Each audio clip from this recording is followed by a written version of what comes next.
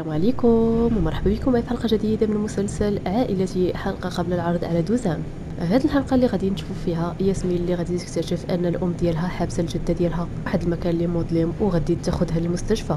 عمر حتى هو غادي يوصل عليهم للمستشفى، غادي يعنق الجدة ديالو وغادي يطلب منها باش انها ما تخليهش، ولكن الجدة فاش دخلوها العمليات توفات. غادي نشوفوا الانهيار ديال عمر واحمد بقى غير كيشوف فيه.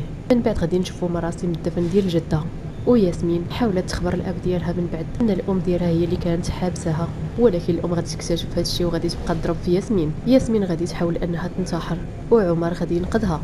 احمد غادي يعنق الابن ديالو لاول مره وغادي يبقى يبكي. كان واحد العناق ما بين الاب والابن ديالو. قبل ما نطول عليكم ندخلوا في تفاصيل الحلقه. البدايه غادي تكون مع ياسمين الاخت ديال عمر وابنه ديال احمد اللي غادي تشوف الجده ديالها في هذاك المكان اللي حابسها فيه الام ديالها. الجده ديالها غادي تقول لها ابنتي نقديني. في نفس الوقت الام ديال ياسمين غادي توصل عليها، غتبقى تسول الام ديالها اشنو كدير الجده ديالي هنا، وهي ما غاديش تجاوبها. غتقول لها اتصلي بسيارات الاسعاف بسرعه. المهم الام ديالها ما غاديش تبغي تتصل بسيارات الاسعاف حيت غادي تخاف يشوفوها في هذيك الوضعيه. طلبت من ياسمين باش انهم يوقفوها على رجليها وياخذوها في السياره للمستشفى.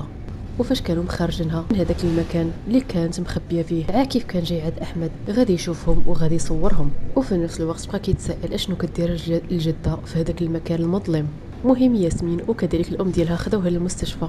ياسمين بقات كتطلب من الام ديالها باش تخبرها اشنو واقع. قالت لها اشنو كانت كدير الجده ديالي في هذاك المكان المظلم، وبطبيعه الحال الام ديالها ما عطاتها حتى شي جواب. من بعد خرجت عندهم الدكتوره وخبرتهم بان المناعه ديال الجده ضعيفه بزاف، اكيد ما غاديش تكون كانت كتعتني بنفسها. قالت لهم الدكتوره الا بغيتو تشوفوها دخلوا. ياسمين كانت غادي تدخل عند الجده ديالها ومنعتها الام ديالها، قالت لها انا اللي غادي ندخل الاولى. المهم فاش دخلت عند الجده ما بغاتش كاع تشوف فيها ولا تقرب ليها. الجده عارفه مزيان اشنو دارت فيها، ما بغاش زوجة الابن ديالها تقرب ليها. قالت لها انا خفت عليك بزاف. قالت لها واش بصح هانتي شوفي الحاله ديالي اللي وصلت ليها، واش انتي فرحانه دابا؟ قالت لها انا ما كنتش باغيه هادشي يوقع، كنت جايه لعندك باش نخرجك من هذاك المكان. كلشي فقع فجاه. والجده قالت لها شوفي اشنو درتي على قبل الفلوس، عمرني غادي نسامح ليكم.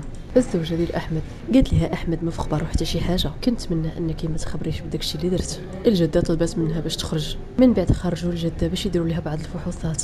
ياسمين قالت الجده ديالها غادي تكوني بخير غادي تكوني بخير بلا ما تخافي. وياسمين فهمت بان الام ديالها هي اللي كانت حابسه الجده في هذاك المكان. ياسمين كانت بغات تتصل بعمر والاب ديالها، والام ديالها قالت لها غادي تتصل بهم.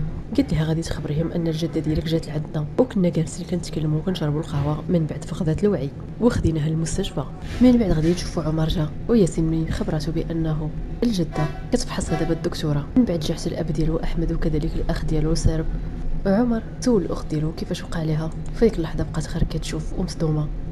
داركات الام ديالها وقالت ليه هي جات لعندنا شربنا القهوه وكنا كنتكلموا مع بعضياتنا، وفجاه ساءت الحاله ديالها وحنا جبناها للمستشفى بسرعه. من بعد خرجت الدكتوره، سولها احمد قال لها انا الابن ديالها شنو الوضع ديالها. الدكتوره خبرتهم بان عندها بعض العروقه في القلب اللي مسدودين وخاصهم يتسرحوا. هادشي علاش خاصها عمليه ديال القلب بسرعه ونحاولوا نفتحوا الاوعيه اللي مسدودين. احمد قال لها واش هاد العمليه ماشي خطيره، وهي تقول لي انا خبرت الزوجه ديالك من قبل المناعه ديالها كانت ضعيفه بزاف وعاد السن ديالها اللي كبير، يعني الوضع ديالها غادي يكون خطير ولكن ما عندناش حل اخر. عمر قال لها اذا ما ديرش العمليه تقدري توصفي لها شي دواء وانا غادي نهتم بها. الاخ ديالو قال لي انت علاش كتدخل، واش غادي تفهم احسن من الدكتوره. الدكتوره قالت لهم حنا غادي نديروا جهدنا، ولكن السيده قبل ما تدخل العمليه طلبت انها تشوف الحفيد ديالها عمر.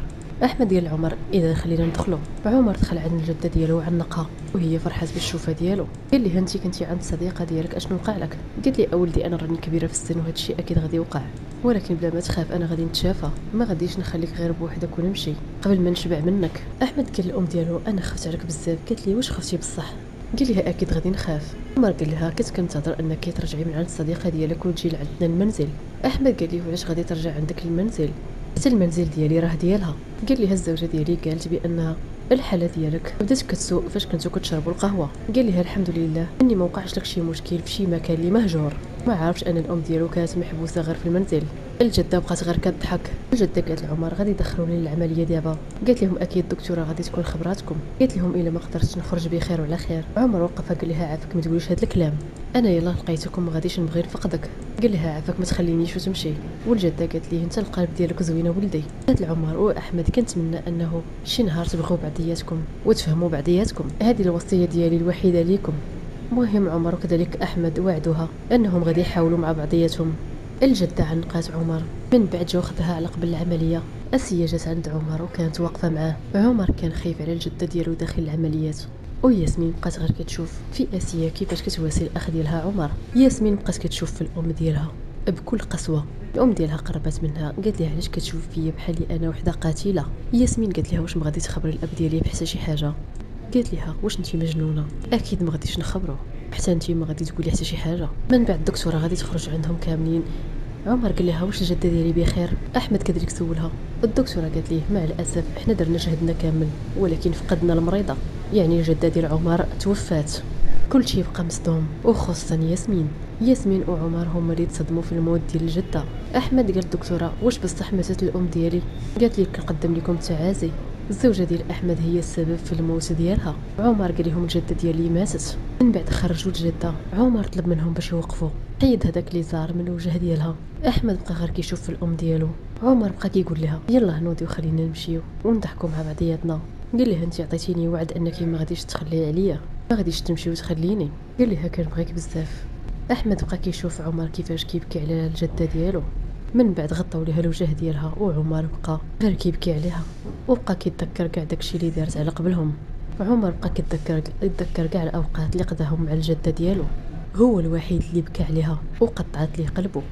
من بعد خداو الجده وعمر بقات كتواسي فيه الاخت ديالو. الزوجه ديال احمد هربات وياسمين بقات غير كتبكي، ما قادراش تصدق بان الجده ديالها اللي كانت حابسه عليها الام ديالها توفات بسبب الام ديالها. من بعد غادي نشوفوا كل شيء في المراسم ديال الدفن. عمر والاب ديالو احمد هما اللي كانوا كيدفنوا في الجده. من بعد احمد مد اليد ديالو الابن ديالو عمر باش يطلعوا من القبر. بقى غير كيشوف فيه وكيشوف في الجده ديالو. من بعد شد ليه في يده وطلع. عمر بقى غير جالس حدا القبر ديال الجده ديالو. ووحده من الصديقات ديال الزوجه ديال احمد سولتها قالت لها كيفاش وقع. الام ديال الزوج ديالها هي تقول لها كنا جالسين وكنشربوا في القهوه في الصالون. من بعد طاحت فجاه فقدت الوعي ما عرفتش شنو وقع لها. عاكف سمعهم وهو يقول ولكن هما ما كانوش في الصالون. الصديقه ديالها مشات وعاكف جا حدا الزوجه ديال احمد قال لها كنقدم لك التعازي. قال لها واش هي ماتت وانتم كتشربوا القهوه؟ وهي تقول لي قال لها ماتت في الصالون ياك؟ قالت لي انت اشنو كتقول اشنو كتقصد؟ الزوجه ديال احمد بدات كتستهزأ بعاكف. عاكف قال لها الا بغيتي انا غادي نمشي نسول احمد ونقول ليه علاش كانت ولا علاش كنتو كتشربوا. بغيتي نمشي نسول احمد ونقول ليه علاش كنتو كتشربوا القهوه في المستودع اللي كاين بجنب المسبح. في ديك اللحظه الزوجه ديال احمد صدمات ووقفات عاكف باش ما يخبرش احمد. قالت لي على اين مستودع كتكلم انا ما فهمتكش. قال لها هادشي راه عيب وعيب بزاف. من بعد قال لها لا ما بغيتيش تجاوبيني خليني نمشي نسول الابنه ديالك ياسمين. قالت لي لا بلا ما تدخل الابنه ديالي في هادشي.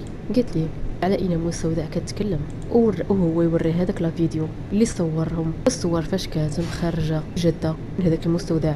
عاكف قال لها واش انت الابنه ديالك شربتوا القهوه معها في المستودع او لا هي اصلا كانت في المستودع؟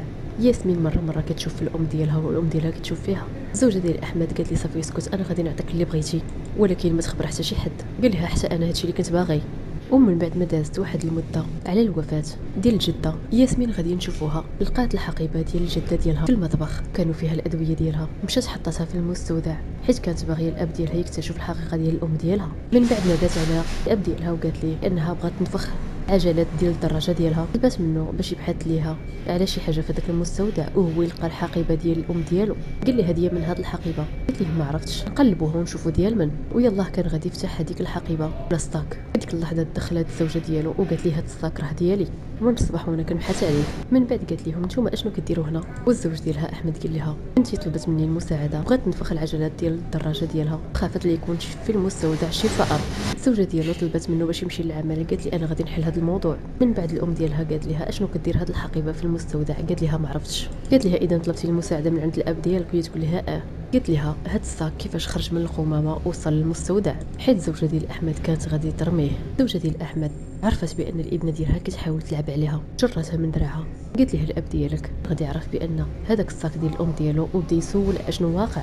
قالت لها هادشي اللي كنتي باغيه ياك؟ قالت لها شكون انت اللي تدخلي بيني وبين الزوج ديالي؟ قالت لها انا غادي نخليك تندمي على هادشي اللي درتي.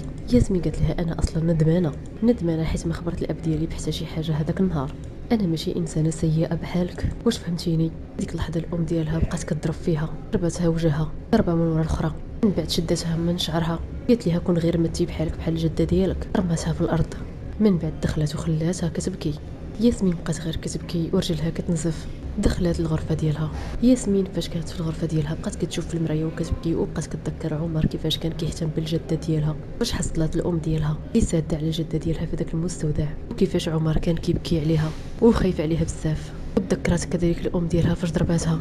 ياسمين شربت واحد القاروره ديال الدواء حيت حاولت انها تنتحر. من بعد اتصلت بعمر، ما كانتش قادره حتى تتكلم. قال لها واش يلاه فقتي من النعاس؟ قالت ليه لا. قال لها غير صوتك بان ليا بشكل.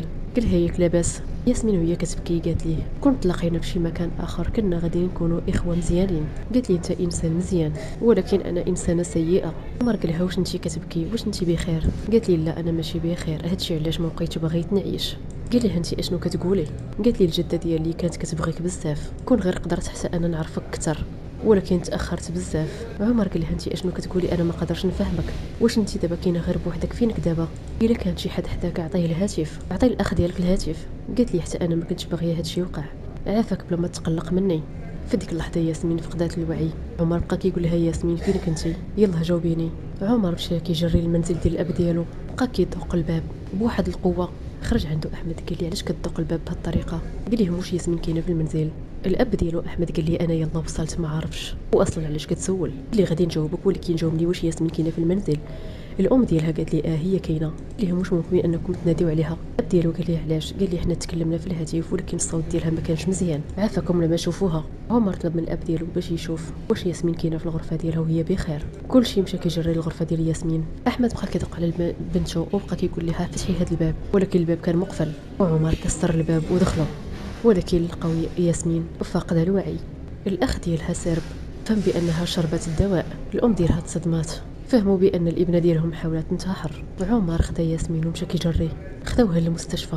الدكتوره احمد وكذلك ياسمين حنا غسلنا ليها المعده ديالها والحمد لله انكم جبتوها في الوقت المناسب.